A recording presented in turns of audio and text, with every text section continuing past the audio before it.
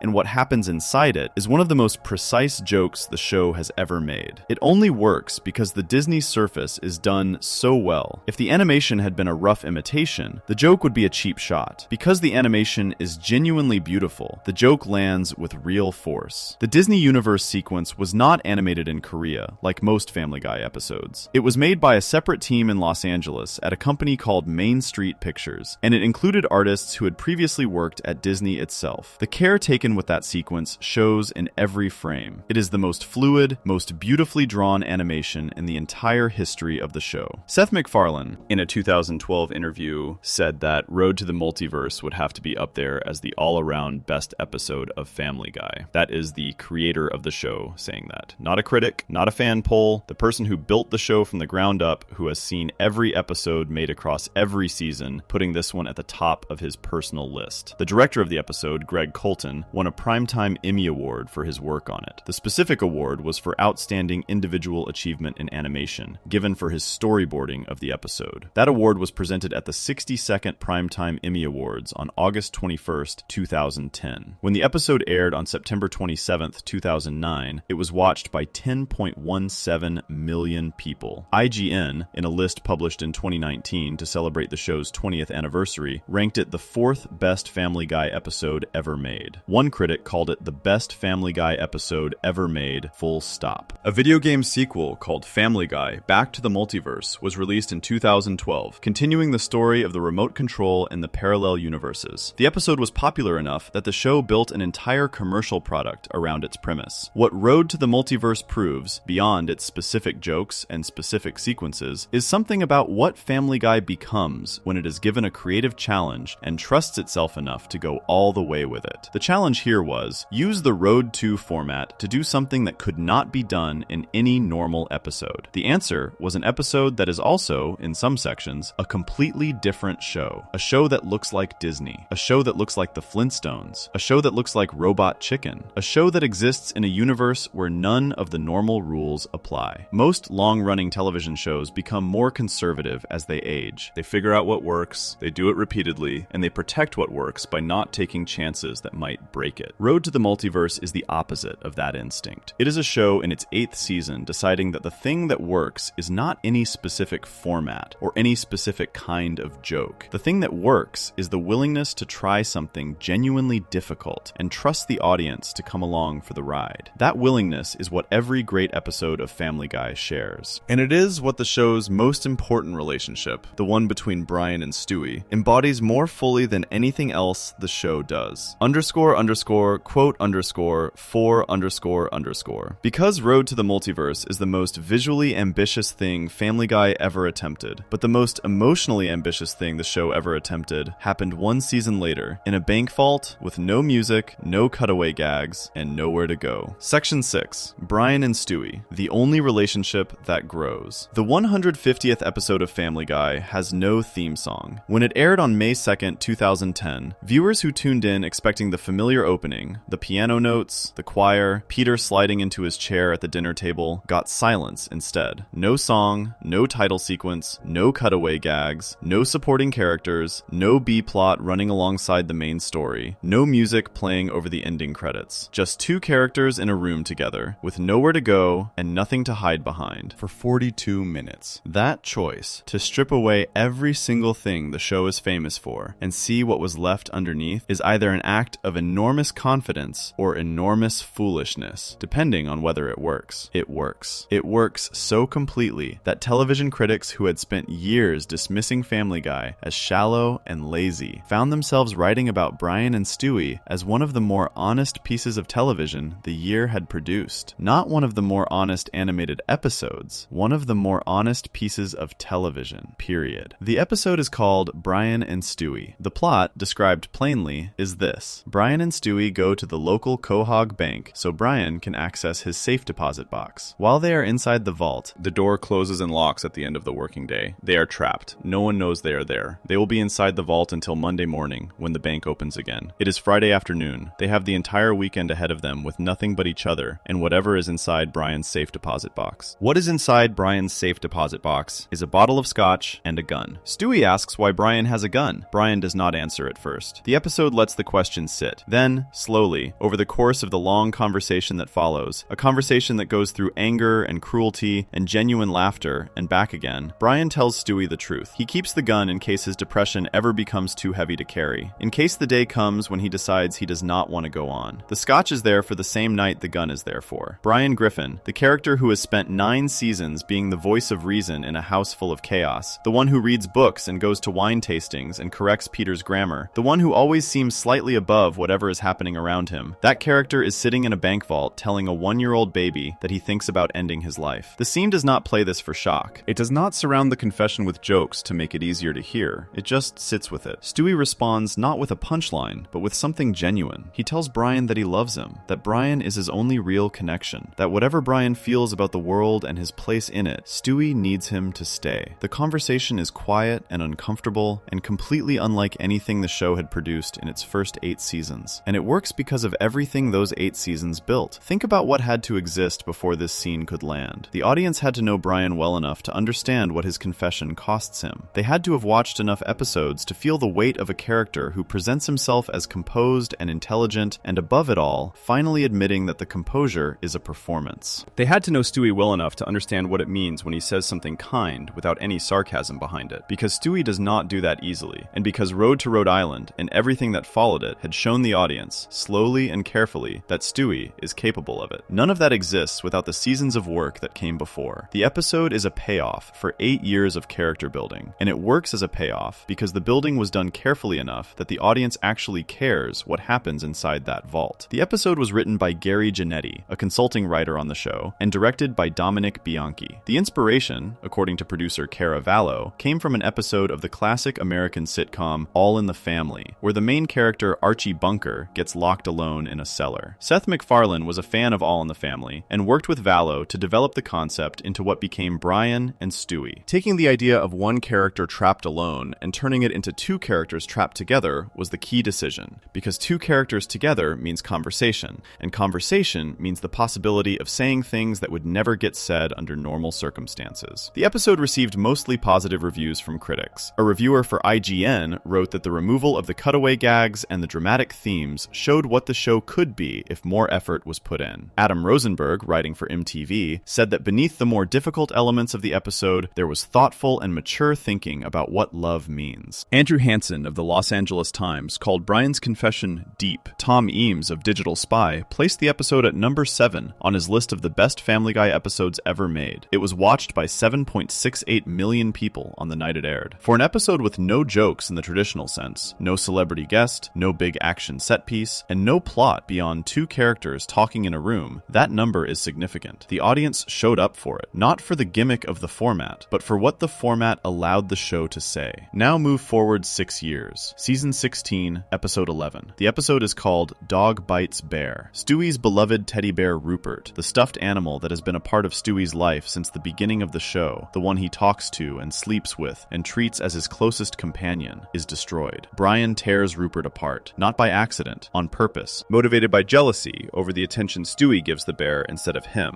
The episode sends Brian and Stewie to Vermont to spread Rupert's ashes. Along the way, Stewie forces Brian to admit why he really destroyed the bear. Brian confesses that it was jealousy, that he could not stand watching Stewie pour so much love into something that would never leave him, never disappoint him, never die. Stewie's response cuts through everything. He explains that the reason Rupert mattered so much was precisely because Rupert was not alive. Rupert could never leave. Brian, who Stewie loves deeply and genuinely, will someday not be there. The bear was a way of loving something without the fear of loss attached to it. After the ashes are spread, the episode ends with Brian secretly buying a new Rupert and placing it under Stewie's arm while he sleeps. Stewie wakes up and finds the bear and holds it close, not knowing that Brian put it there. Brian watches from the doorway and says nothing. The episode closes on that image. No joke, no cutaway, no punchline. Just a character doing something kind for someone he loves, anonymously, without needing the credit. That ending is only possible because of Rhode to Rhode Island in Season 2, where the show discovered what these two characters could be to each other. It is only possible because of Brian and Stewie in Season 8, where Brian told the truth about his depression, and Stewie told the truth about his love. Each episode in the history of this relationship is load-bearing. Each one holds up the ones that come after it. Remove any of them, and the later episodes become lighter, less earned, less true. This is what it means for a show to get better across its seasons. Not louder, not more expensive, not more packed with celebrity guests or bigger plot twists. Better in the specific way that matters most. The way where the characters become more real to the audience over time. Where the emotional moments land harder because of everything that came before them. Where a bear placed under a sleeping baby's arm can make you feel something that 100 louder scenes could not reach. Family Guy is not supposed to be this kind of show. The format says it should reset. The genre says the characters should be the same at the end of every episode as they were at the beginning. The history of adult animation says that what Brian and Stewie have built across 16+ seasons should not be possible in a cartoon that also features a man fighting a giant chicken in the street for no clear reason. And yet here it is, a relationship that grows, a friendship that accumulates history and weight and meaning. Two characters who are genuinely different at the end of the show's run than they were at its beginning, in ways that can be traced and felt and pointed to with specific episodes and specific scenes and specific moments where something shifted between them. That growth is the best argument for why Family Guy gets better every season. Not the animation upgrades, not the celebrity guest list, not the bigger budgets or the longer seasons or the expanding world of Quahog. The best argument is a talking dog and an evil baby sitting in a bank vault on a Friday afternoon, finally telling each other the truth. Before we move on, if you're enjoying this analysis, please consider subscribing. It helps the channel tremendously. But Brian and Stewie are not the only characters in this show who grow. One character started the series as a pure villain, a baby who wanted to kill his mother and rule the world, and became, across the show's run, something far more interesting and far more surprising than any villain ever could be. And his transformation is the most complete arc in Family Guy history. Section 7. Stewie Griffin, from villain to the show's most interesting character. In the pilot episode of Family Guy, Stewie Griffin tries to take over the world, not as a joke, not as a bit of background color while the real story happens somewhere else, as the actual plot of the episode. Stewie builds a mind control device, uses it on Lois, and spends the episode working toward genuine global domination. He is 1 year old. He speaks with a crisp British accent that nobody in his American middle-class family has ever questioned or explained. He has an advanced understanding of physics, engineering, and military strategy that makes every adult around him look like they are standing still. And underneath all the intelligence and the planning and the carefully constructed schemes, he has one driving motivation above everything else. He wants his mother